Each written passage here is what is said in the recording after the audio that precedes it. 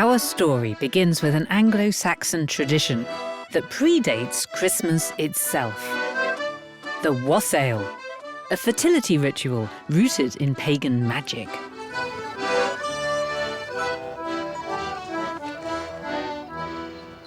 Hello Lucy, welcome to our wassail. Thank you, thank you. We're going to bless the apple tree as part of our wassail. Hello, tree. We are going to sprinkle some cider on the roots. Yes. We're going to put some toast on the branches. We're going to sing our wassail song just to make sure that there'll be a good crop of apples next year. Brilliant. Cider from this loving cup, too much for mortal man to sup. About thy roots the goodness spread, and help you in the year ahead. If we take some of the bread. Here you go, Mr. Tree. Here we come a-wassailing along the winter tide, and here we come to bring good cheer and cast all care aside. Love and joy come to you, and to you your wassail true, and God bless you and send you a happy new year, and God send you a happy new year. And the last thing we must do is scare off the evil spirits from around the orchard. 1, 2, 3, yeah!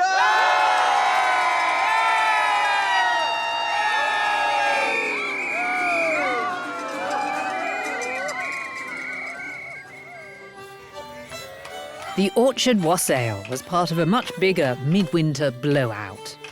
And it had a surprising influence on the timing of today's Christmas celebrations.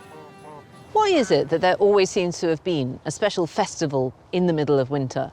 It's just the perfect time for a party. Number one, there's no work, no fighting, no trading, no farming. Number two, it's the dreariest time of year, so you really need cheering up. Put the two together and it's the festive season. And what happens to the pagan midwinter festival when Christianity comes along? Quite simply, Christianity takes it over gloriously and makes it Christmas.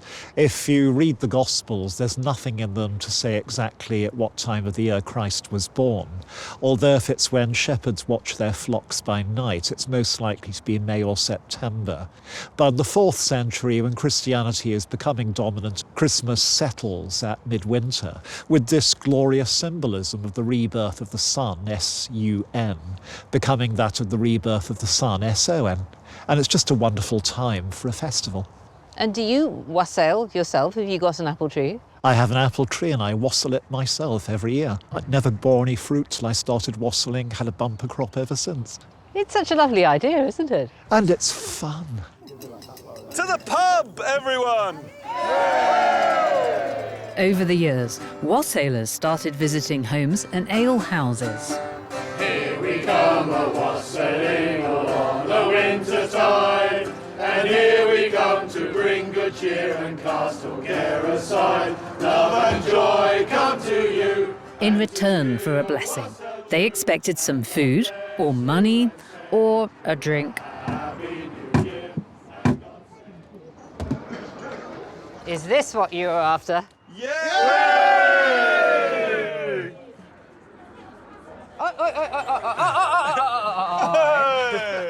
And that's the origin of door-to-door carol singing.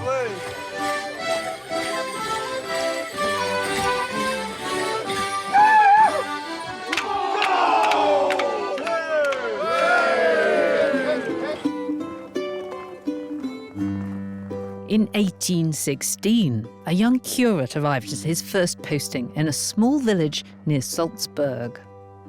Joseph Moore had lived through turbulent times. The Napoleonic Wars had torn Austria apart. In 1816, just as Moore was beginning his first job, things settled down with the defeat of Napoleon.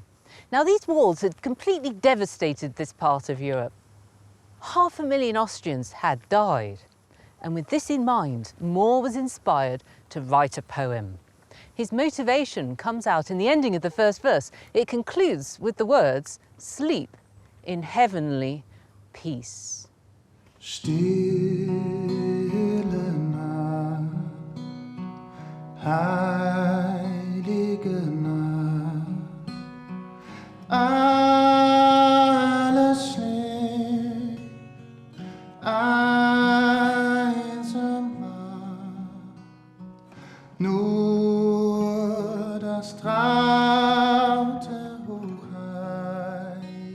It was a simple, heartfelt response to the recent conflict.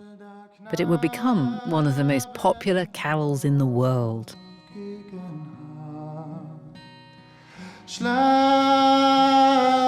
himmlischer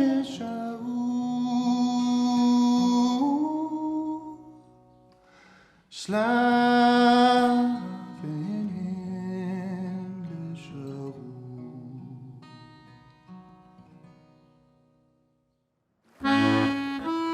Joseph Moore went on to become the parish priest here in Obendorf. But he hadn't forgotten about his poem, and the story goes that on Christmas Eve, 1818, Moore walked across town to find the local church organist, Mr. Gruber.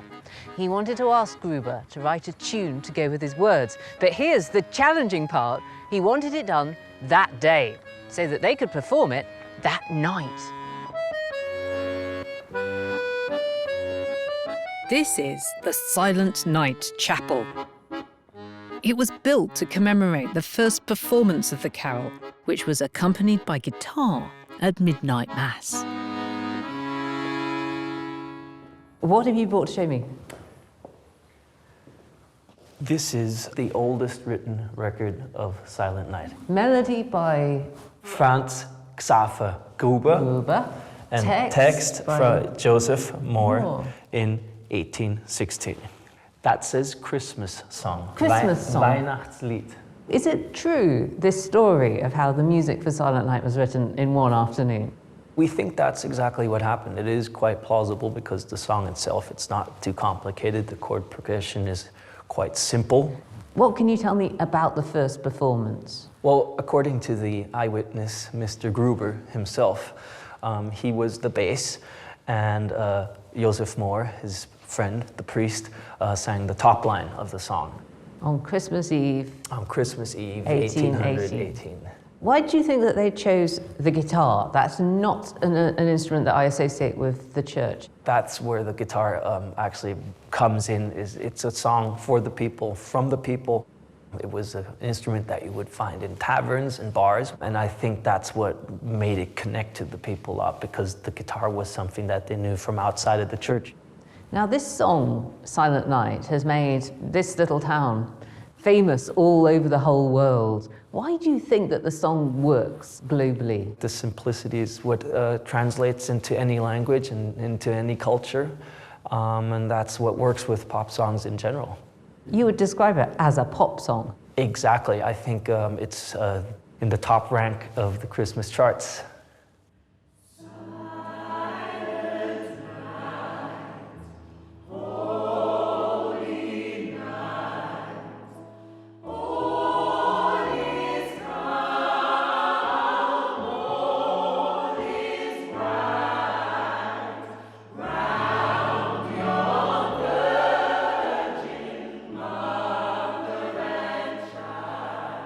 Silent Night went around the world. It's been translated into more than 230 different languages. And its place in history was secured during the First World War. It happened in northern France on Christmas Eve, 1914. By this time, the Germans and the British had dug themselves into their trenches, about a stone's throw apart. Some soldiers' families had sent them tiny little Christmas trees made out of pipe cleaners. They had these in the trenches, they lit candles, they'd done everything they could to make themselves feel a bit better. One man who was there in the trenches that night was called Albert Morin. It was a Christmas card, Christmas Eve. There was a white, beautiful moonlight, frost on the ground, almost white everywhere. And round about, I think about 7 or 8 in the evening, we heard this singing, a lot of commotion, and we saw some lights. I don't know what they were, some lights. And later, we heard them singing, Still a Silent Night. Still a Night, Silent Night. I shall never forget it. It's one of the highlights of my life, absolutely, to see them. I thought, what a beautiful tune. And then Albert and the British soldiers sang back. It turned into an impromptu carol service. Holde Knabe Across northern France and Belgium, it's been estimated that around 100,000 soldiers took part in this spontaneous Christmas truce. Some soldiers from both sides climbed out of the trenches and met up in the middle. They sang carols, some gave each other Christmas presents, things like tobacco, some even played football, while others took the opportunity to bury the bodies of their comrades who'd fallen in no man's land. Of course, the truce didn't last for long, but the carols had worked their magic. Just for a little while, they'd brought comfort and comradeship and a little bit of peace.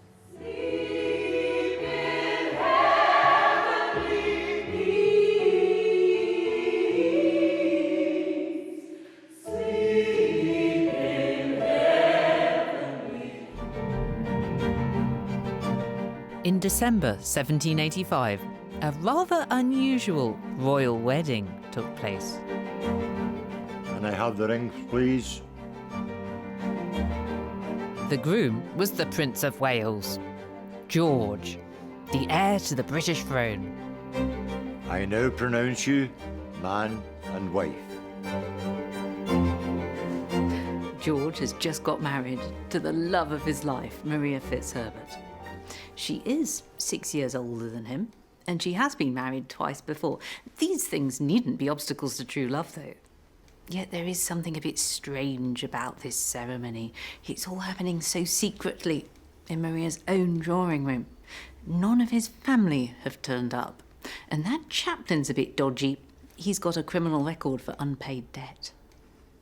My most fervent wish is realized, my darling. You are my wife, the wife of my heart and my soul, and in the eyes of heaven will ever be. It's a bit sad, because they may be married in the eyes of heaven, but not in the eyes of the law.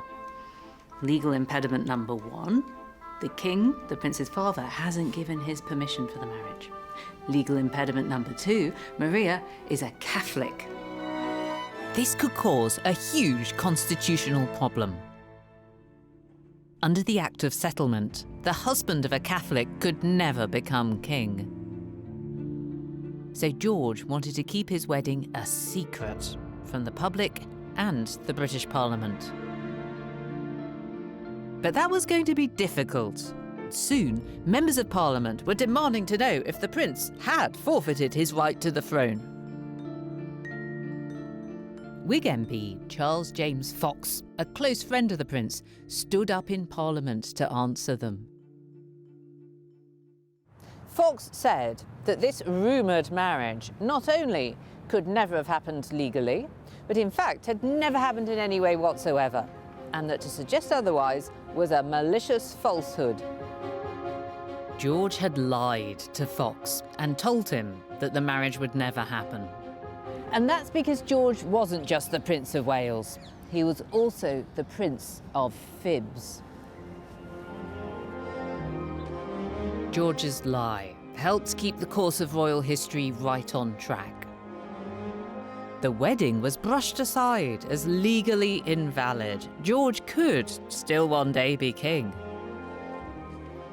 And this wouldn't be the only time royal secrets would be covered up in this volatile era. Mathieu, what's happening in this picture? This is the portrait of Marie Antoinette with her children, and it's very important because it is a political representation of the new Queen of France, because first she was considered as a selfish woman. So with this portrait, she decided to be represented as a Queen of France. Mm-hmm. We can see here her eldest daughter, who was born in 1778, and here the first Dauphin on the right, who died just before the revolution, and here in the middle, the new Dauphin.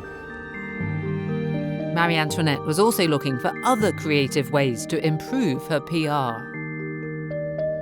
Marie Antoinette loved children, and she took some orphans at court. She paid for their education. And she did that partly through sincere feeling, and partly it must have helped her image as a selfish person?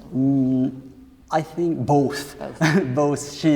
I think she was very sincere when she paid for these children, and probably she had on her mind the image she had all around the public. Modern historians are reappraising Marie Antoinette's role in the French Revolution. Increasingly, she's seen as an active participant rather than just a passive victim.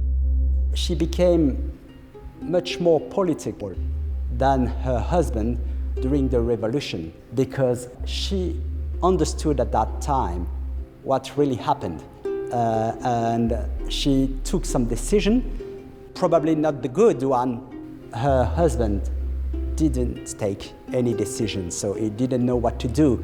But she became, at that time, the real Queen of France. The Queen's critics called her Madame Deficit and said she'd bankrupted France. But this was another myth.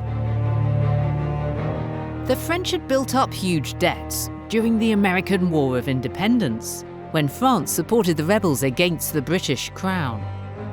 The war had ended just 4 years earlier, and France still couldn't balance the books.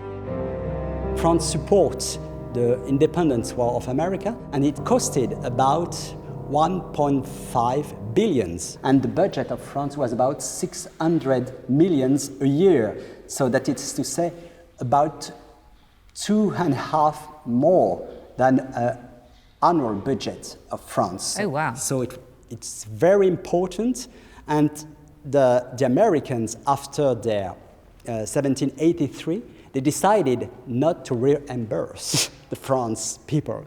So we have the revenue of France. Yes. We have the clothes of Marie Antoinette. Yes. But then we have the cost of the war to help America up here somewhere. Yes. France did not recover from this deficit. So maybe it explains the revolution. So, it wasn't so much Marie Antoinette's extravagance that bankrupted France, it was France's support for the American War of Independence. Thomas Jefferson neglected to mention that a key cause of the French Revolution was the birth of the United States. Marie Antoinette was an Austrian princess. For decades, France and Austria had been enemies. But at the age of 14, Marie Antoinette had been married to the French crown prince to forge a political alliance. But her foreignness would always make her unpopular in France, as would her lavish lifestyle. It is a terrible thing to be bold. I fear it more than anything in the world. Presents! Marie Antoinette was notorious for her love of shoes and dresses and parties. Beautiful. A dress with a bow.